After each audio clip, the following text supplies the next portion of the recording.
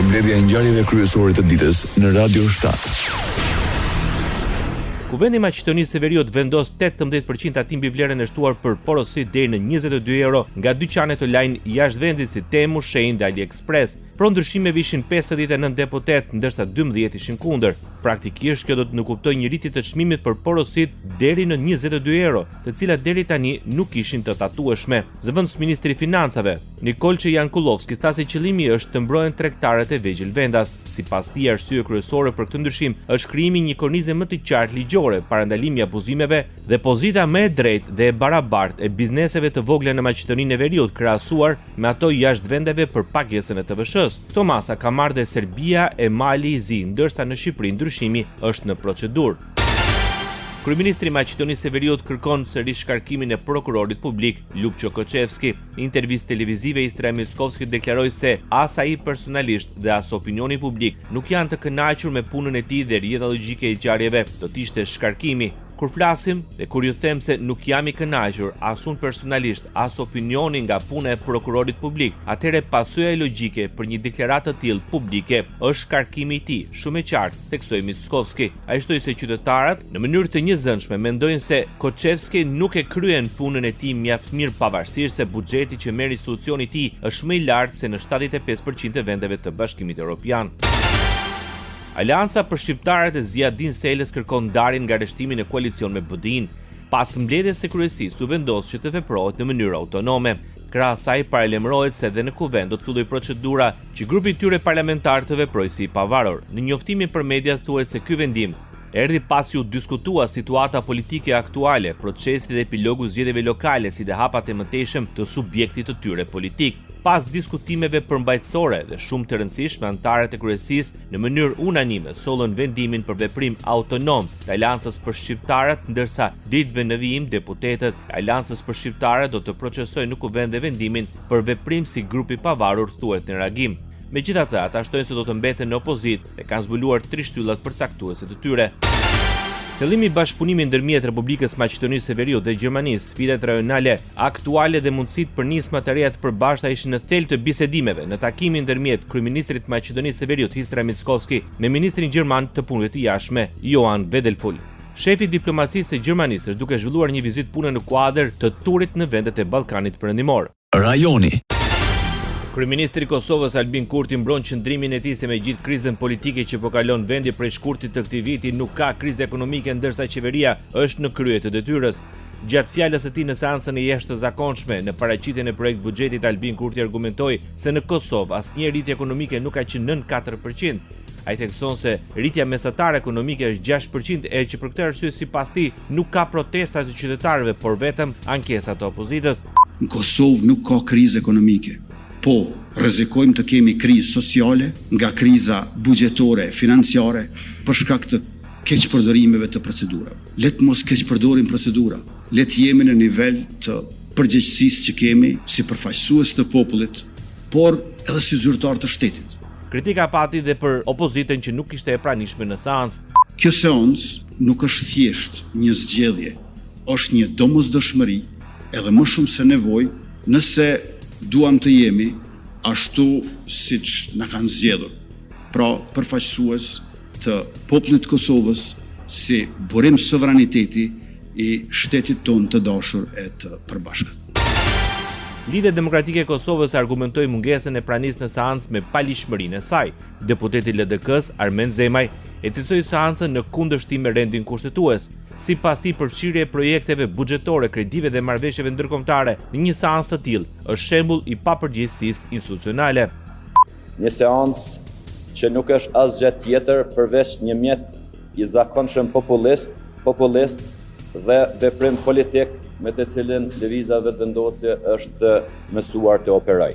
Pas konsumimit të çdo forme manipulimi të opinionit publik që nga muaji prill për të fshehur mungesën e numrave për krijimin e institucioneve, sot po provohet ta quajmë ashtu treni i fundit. Një seancë jo legjitime, jo logjike dhe plotësisht në kundërshtim me rendin kushtetues e me logjikën dhe praktikën parlamentare.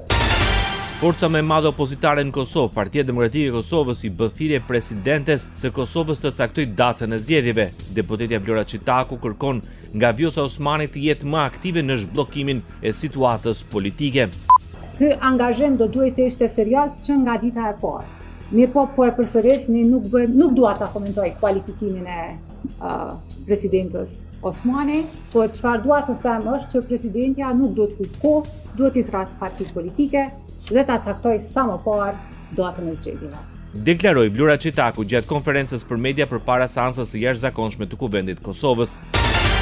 Përfundoi dëshmin pranë dhomave të specializuara në Hag Generali Amerikan në pension Wesley Clark. Në përfundim të dëshmisë së tij, Clark konfirmoi se UÇK nuk ishte terroriste. Për generalin amerikan, ushtria çlirimtare nuk pranoi shtypjen dhe bëri të pamundurën për të rezistuar shtypjes ndaj serbëve. Ata nuk janë terrorist. Pavarësisht se kur shkova takoja unë generalet serb, ata më thanë po ata janë terrorist. Ata nuk janë terrorist. Janë njerëz që luftonin kundër një regjimi të padrejtë, i jashtëligjshëm, i cili meritonte të largohej e të zvendësohej. E njëjta që po ndodh aktualisht në Ukrainë dhe mund të vazhdojë edhe më tej. Ai dhe njeri qëndroi bindje se Hashim Thaçi nuk është përgjegjës për atë që ka ndodhur në Kosovë dhe nuk mban përgjegjësi për aktet individuale të dhunës dhe akmarrjes. Faleminderit që më dhat mundësinë ta shpjegoja. Ky është mendimi im.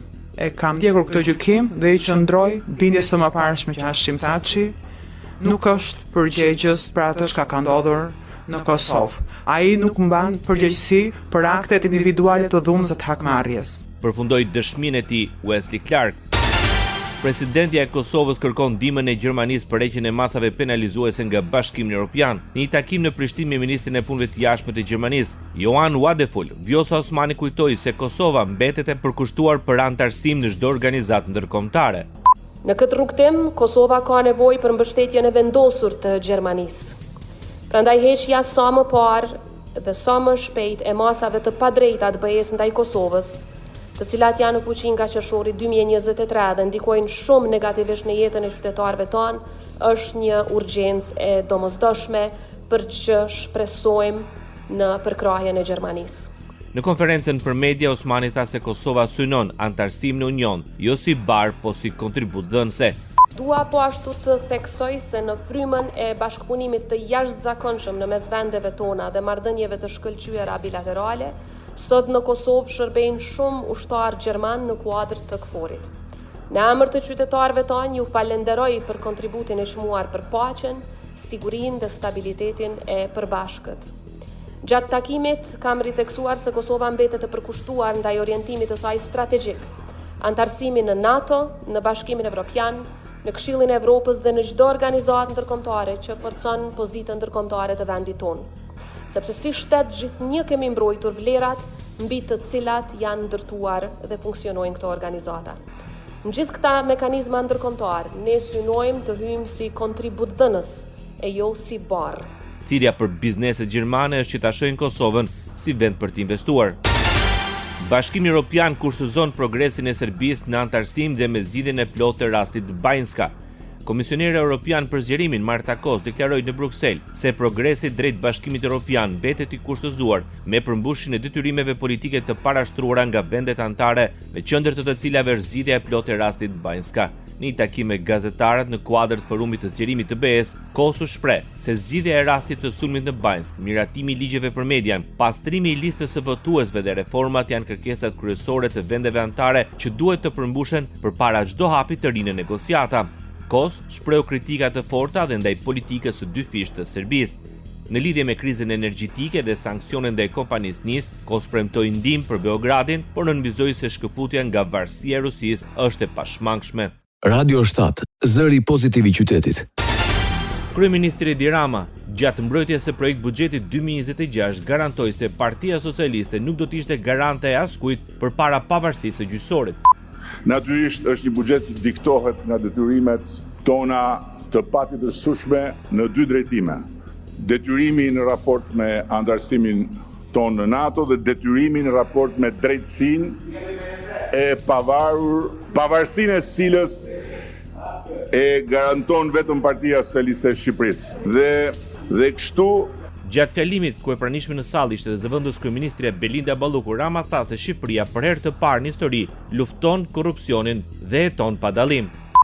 Nëse sot Shqipëria për herë të parë në histori ka vendosur në të njëjtin nivel me pushtetin legjislativ dhe pushtetin ekzekutiv edhe flamurin e pavarësisë së pushtetit drejtësisë, kjo jo vetëm është merita ekskluzive e Partisë Socialiste të Shqipërisë, por nga ana tjetër botërisht dihet se Partia Socialiste e Shqipërisë është edhe garantja ekskluzive e asaj pavarësie.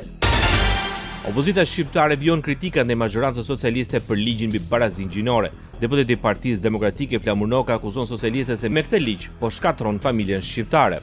Ku transvestiti do konsiderohet njeriu dinjitoz i kësaj shoqërie, ku transseksuali do të favorizohet dhe ai që do të qëndrojë siç e ka bërë Zoti do të diskriminohet me ligjin tuaj, ku ju me atë ligj vendosët të shkatroni përfundimisht familjen shqiptare, pasi ish populluat, pasi i varfruat, pasi e inkriminuat të shoqëri, tani i erdhi momenti të vjepni goditjen e fundit shkatrimit të familjes me qëllim për shkatroni këtë shoqëri.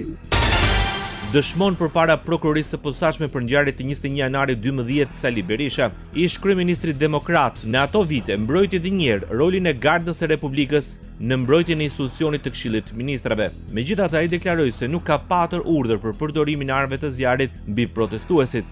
Një urdhër i dal pas 13 vitesh. Një alizot i dal pas 13 vitesh. Sipas tij dhe provat audio të publikuara në media mund të jenë të manipuluara. Të falsifikosh një zë është gjëja më e thjeshtë. Dhe unë po u them ju këtu që janë imituar në pothuaj në autenticitet të plot, jo zëra të njerëzve thjesht, po gjerë të president të Shteteve të Bashkuara, të Barack Obamës. Krahas asaj, ish kryeministri pranon se ka penguar arastimin e drejtuesve të Gardës së Republikës. Kryeministri Edi Rama kritikon vendimin e Britanisë së Madhe për dëbimin e rreth 700 familjeve shqiptare pas refuzimit të kërkesës për azil. Si mundet një sekretare e brendshme e Partisë Laboriste t'i bëjë on kaq të dobët retorikës, të së djathës ekstreme populiste dhe të veçoj 700 familje shqiptare, një pikë statistikore në oqeanin e sfidave të Britanisë pas Brexit, pikërisht në një moment kur Mbretëria e Bashkuar dhe Shqipëria ka ndërtuar një nga partneritetet më të suksesshme të Europës për emigracionin e paligjshëm, apelon Edi Rama. Kryeministri i Shqipërisë kujton se shqiptarët janë kontribues neto në ekonominë britanike dhe numri i shqiptarëve që marrin përfitime nga Mbretëria e Bashkuar është shumë i ulët në krahasim me komunitetet e tjera. Bota. Dronët rus hynë në thellësi të territorit rumun. Bukureshti ngriti avionet luftarak të mërkurën pasi një dron shkeli hapësirën e saj ajrore gjatë një sulmi rus kundër infrastrukturës ukrainase pranë kufirit, tha Ministria Rumune e Mbrojtjes. Në të thuajse radari së pari kapi sinjalin një droni 8 km brenda hapësirës ajrore kombëtare para se të ngriheshin 2 avion Eurofighter. Pjesë të dronëve të shkatruar rus kanë rënë disa herë në tokën rumune pasi Moska sulmon infrastrukturën e portit të Ukrainës përgjatë lumit Danub. Ndoqët edicionin informativ të lajmeve në Radio 7, zëri pozitiv i qytetit.